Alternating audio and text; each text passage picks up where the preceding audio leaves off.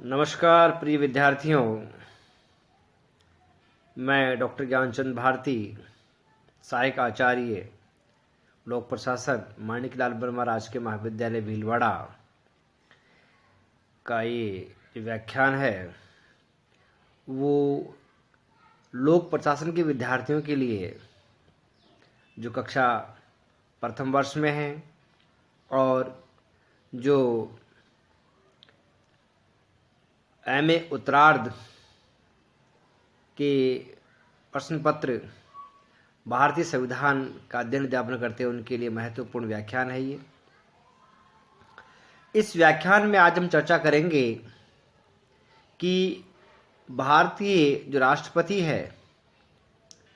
उसको महाभियोग के द्वारा जो प्रक्रिया निर्धारित की गई है उसके बारे में चर्चा करेंगे और साथ ही देखेंगे कि महाभियोग की जो प्रक्रिया है वो किस प्रकार से संपादित होती है। सबसे पहले हम बात करना चाहेंगे कि राष्ट्रपति की जो पदावधि है वो भारतीय संविधान के अनुच्छेद 56 के अनुसार 5 वर्ष के लिए निर्धारित की गई है कि राष्ट्रपति अपने पद ग्रहण करने के बाद तक 5 वर्ष तक जो है वो अपने पद पर बना रहेगा। और यदि भारतीय संविधान के अनुच्छेद 61 के अनुसार राष्ट्रपति संविधान का उल्लंघन कर ले तो ऐसी परिस्थितियों में एक निर्धारित प्रक्रिया है महाभियोग की, उस प्रक्रिया को संपादित करके राष्ट्रपति को महाभियोग के द्वारा अपने पद से हटाया जा सकता है। अगर महाभियोग की प्रक्रिया नहीं होती या मृत्यु नहीं होती या राष्ट्रपति स्वयं अपने इच्छा से त्यागपत्र नहीं देता है तो वह अपने निर्धारित जो अवधि है अपना कार्यकाल है 5 वर्ष पूरा करता है। तत्पश्चात भी अगर उसका उत्तराधिकारी पद पर आसीन नहीं होता है, पद ग्रहण नहीं करता है, तो ऐसी परिस्थिति में जब तक उसका उत्तराधिकारी पद ग्रहण नहीं करता राष्ट्रपति अपने पद पर बने रहेंगे। साथ ही यदि मृत्यु, त्यागपत्र या अन्य किसी कारण से राष्ट्रपति के पद का रिक्त हो जाता है तो 6 माह के भीतर भीतर नए चुनाव करवाए जाएंगे और जो राष्ट्रपति के पद पर चुने जाएंगे वो 5 वर्ष तक के लिए राष्ट्रपति का पद ग्रहण करेंगे। ऐसा नहीं है कि जो सब बची हुई समय अवधि है उसके लिए राष्ट्रपति चुनाव किया जाता है। राष्ट्रपति के मध्यावधि चुनाव नहीं होते हैं, अर्थात राष्ट्रपति के जो निर्वाचन होते हैं वो पूर्ण अवधि के लिए होते हैं, मध्यावधि चुनावों का कोई प्रावधान नहीं है। अब एक महत्वपूर्ण बात यह है कि संविधान के अनुच्छेद 70 में ये व्यवस्था की गई है कि यदि किसी वजह से राष्ट्रपति और उपराष्ट्रपति दोनों ही अगर कार्य करने में असमर्थ हो जाए या वो उपस्थित नहीं हो तो ऐसी परिस्थिति में president's discharge of functional bill के द्वारा ये व्यवस्था की गई है कि सर्वोच्च न्यायालय के मुख्य न्यायाधीश और सर्वोच्च न्यायालय के मुख्य न्यायाधीश भी उपलब्ध नहीं हो तो सर्वोच्च न्यायालय के जो वरिष्ठतम न्यायाधीश होंगे वो राष्ट्रपति के पद के कर्तव्यों को संपन्न करेंगे। इस प्रकार से हम देखते हैं कि राष्ट्रपति एक निश्चित समयावधि के लिए अपने पद पर बने रहते हैं और अपने कर्तव्यों का पालन करते हैं। अगर विशेष परिस्थिति बनती है, अब विशेष परिस्थिति कौन सी बनती है तो सबसे महत्वपूर्ण परिस्थिति होती है कि मृत्यु। अगर बाय द वे राष्ट्रपति अपने पद पर रहते हुए किसी कारण से मृत्यु को प्राप्त हो जाते हैं या राष्ट्रपति को यह लगे कि मुझे काम नहीं करना राष्ट्रपति के रूप में तो अपना त्यागपत्र दे सकते हैं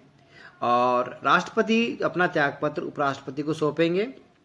और उपराष्ट्रपति को अपना त्यागपत्र संबोधित करके वो अपने पद को छोड़ सकते हैं। तीसरी प्रकार की परिस्थिति आती है कि जब हम राष्ट्रपति के चुनाव करवाने पड़े समय से पूर्व, वो है महाभियोग की परिस्थिति।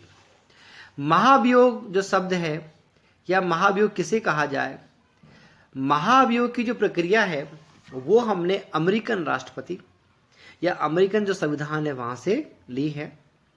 और महाभियोग का एक तात्पर्य यह है कि जो संवैधानिक पदों पर व्यक्ति कार्यरत है,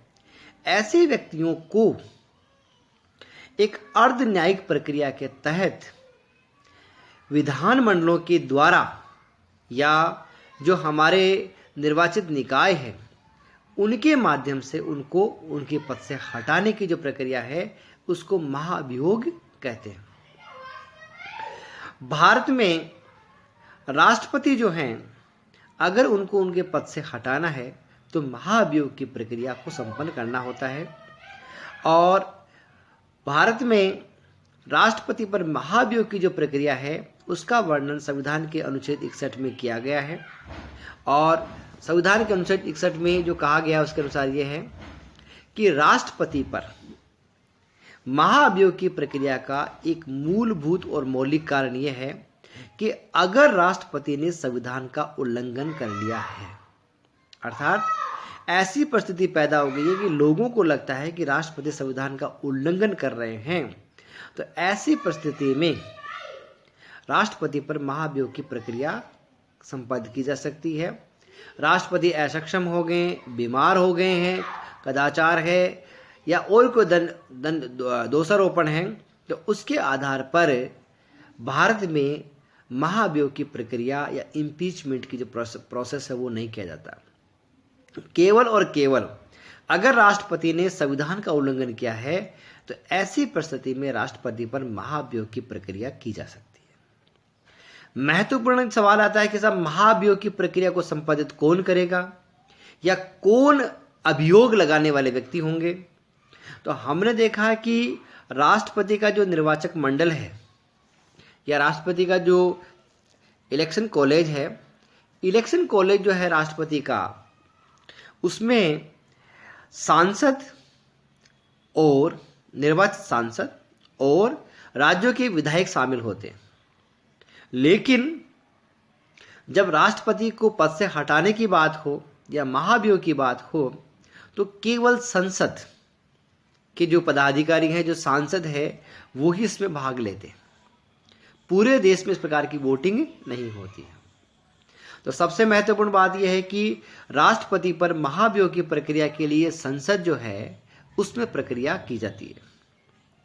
अब बात यह थी कि प्रक्रिया किस प्रकार से होगी। तो प्रक्रिया इस प्रकार से होगी कि अगर सांसदों को लगता है कि राष्ट्रपति ने संविधान का उल्लंघन किया है तो ऐसी परिस्थिति में लोकसभा या राज्यसभा के सभी सांसद, अब इसमें सकल सांसद या सभी सांसद का तात्पर्य है कि इसमें निर्वाचित और मनोनीत दोनों शामिल हैं, किसी भी सदन में एक प्रस्ताव लाया जाएगा जिस पर यह अभियोग लगाया जाएगा कि राष्ट्रपति ने पद का या राष्ट्रपति ने संविधान का उल्लंघन किया है। तो महत्वपूर्ण बात आती है कि राष्ट्रपति पर अभियोग लगाने की जो प्रक्रिया है, जो शुरुआत है, वो राज्यसभा या लोकसभा किसी में भी संपन्न की जा सकती है, किसी में भी शुरुआत की जा सकती है। अगर एक ही समय पर राष्ट्रपति पर महाभियोग की प्रक्रिया का आवेदन किया जाता है या अभियोग प्रस्तुत किया जाता है प्रस्ताव, तो जो पहले प्रस्ताव सदन में रखा जाएगा, जिस सदन में रखा जाएगा वो सदन में कहते हैं कि इसकी शुरुआत होगी। बाद में जो प्रस्ताव प्राप्त होगा वो निरस्त माना जाएगा। अगर राज्यसभा में प्रस्ताव पहले स्वीकृत हुआ है तो राष्ट्रपति पर महाभियोग की प्रक्रिया की शुरुआत राज्यसभा से होगी। अगर लोकसभा में पहले गया तो लोकसभा में की जाएगी। अब इस महाभियोग की जो शुरुआत है या प्रस्ताव करने के लिए, क्योंकि राष्ट्रपति जो है वो देश के प्रथम नागरिक है, मुख्य कार्यपालिका है और देश की जो कार्यपालिका शक्तियां राष्ट्रपति में निहित है, इसलिए राष्ट्रपति जैसे महत्वपूर्ण व्यक्ति पर अभियोग लगाने के लिए जिस भी सदन में, राज्यसभा या लोकसभा में अभियोग लगाया जाता है, वहां कम से कम 1/4 सदस्य उस सदन के उस प्रस्ताव पर हस्ताक्षर करेंगे। और इस बात के लिए ये प्रमाणित करेंगे कि हम लोग इस बात को मानते हैं कि राष्ट्रपति ने संविधान का उल्लंघन किया है। तो ऐसी परिस्थिति में राष्ट्रपति पर महाभियोग की प्रक्रिया की शुरुआत करने के लिए उस सदन के 1/4 सदस्यों के हस्ताक्षर से प्रमाणित प्रस्ताव जो है वो महाभियोग के लिए प्रस्तुत किया जाएगा। फिर उस सदन के जो अध्यक्ष होंगे उस प्रस्ताव को स्वीकार करेंगे और उस प्रस्ताव को स्वीकार करने के बाद में फिर ये तय किया जाएगा कि सब महाभियोग की प्रक्रिया की जाएगी। अब महाभियोग की प्रक्रिया जो है, अगर उस प्रक्रिया को संपादित करना है तो ये व्यवस्था की गई है कि इस प्रस्ताव की जो सूचना है वो राष्ट्रपति को 14 दिन पहले प्राप्त होगी। अर्थात अगर जैसे मान लीजिए कि 1 जुलाई को प्रस्ताव स्वीकृत हुआ, लोकसभा में हुआ, तो चूंकि हम जानते हैं कि लोकसभा की 543 या फुल मेजोरिटी कहा जाए तो 545 सांसद हैं और लगभग इसके हिसाब से है कि 163 सांसद के लगभग जो हैं वो उस पर हस्ताक्षर करेंगे, तब जाके उस प्रस्ताव को लोकसभा अध्यक्ष स्पीकर जो है वो स्वीकृत करेंगे, उसको स्वीकार करेंगे। और उसके बाद में अगर 1 जुलाई को लोकसभा अध्यक्ष ने प्रस्ताव को स्वीकार किया है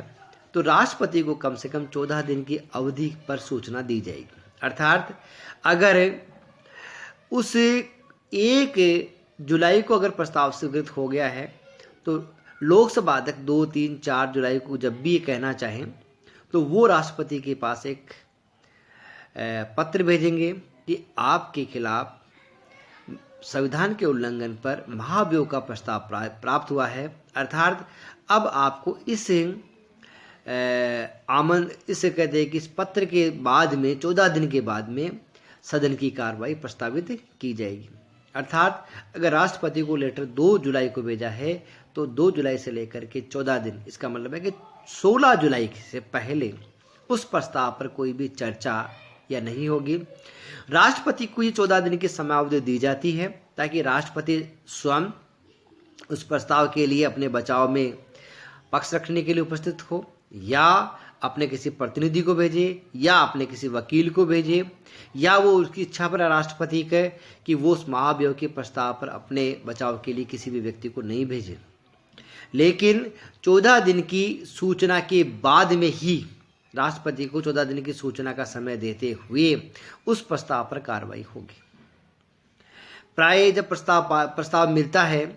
तो लोकसभा अध्यक्ष या राज्यसभा के जो अध्यक्ष है उपराष्ट्रपति, वो एक समिति का गठन करते हैं। उस समिति में सर्वोच्च न्यायालय के न्यायाधीश होते हैं, प्राय मुख्य न्यायाधीश होते हैं, वरिष्ठतम न्यायाधीश होते हैं, एक अन्य न्यायाधीश होते हैं और एक अन्य जो गणमान्य नेता होते हैं, उनको एक समिति बनाई जाती है। और वो समिति प्रारंभिक रूप से उन जो प्रस्ताव में राष्ट्रपति के संविधान उल्लंघन का जो विचार वो वर्णन दिया गया है उस पर वो विचार विमर्श करती है और ये तय करती है कि क्या वास्तव में राष्ट्रपति ने संविधान का उल्लंघन किया है। उस समिति के विचार पर लोकसभा या राज्यसभा के जो अध्यक्ष हैं वो उस प्रस्ताव को स्वीकार करते हैं और फिर 14 दिन की समय अवधि देते हुए राष्ट्रपति को उसकी सूचना दी जाती है कि आप पर 14 दिन के बाद में जो महाभियोग है उस पर चर्चा की जाएगी, ताकि राष्ट्रपति अपने बचाव के लिए उसको एक निश्चित समय अवधि या एक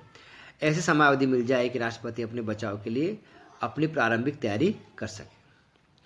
अब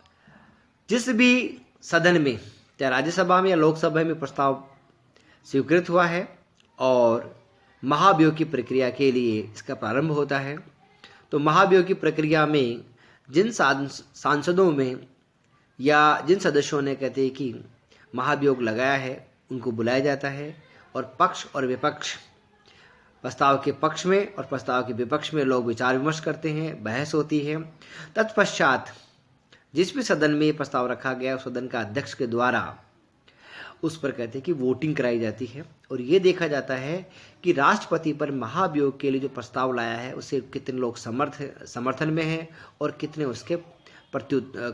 उसके विरोध में हैं। अगर उस सदन की कुल संख्या के 2/3 बहुमत से अगर लोकसभा में प्रस्ताव रखा जाता है तो लगभग 363 सदस्यों के द्वारा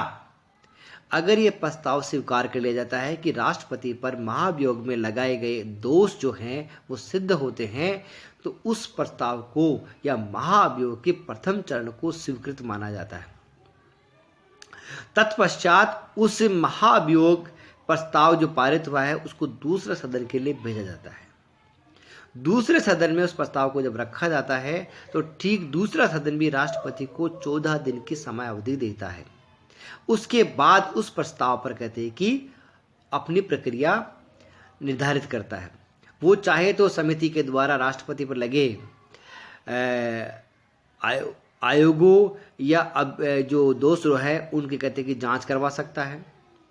एक समिति के द्वारा, सर्वोच्च न्यायालय के न्यायाधीश के द्वारा या किसी अन्य के द्वारा वो जांच करवा सकता है और देख सकता है कि राष्ट्रपति पर लगाए गए जो दोष है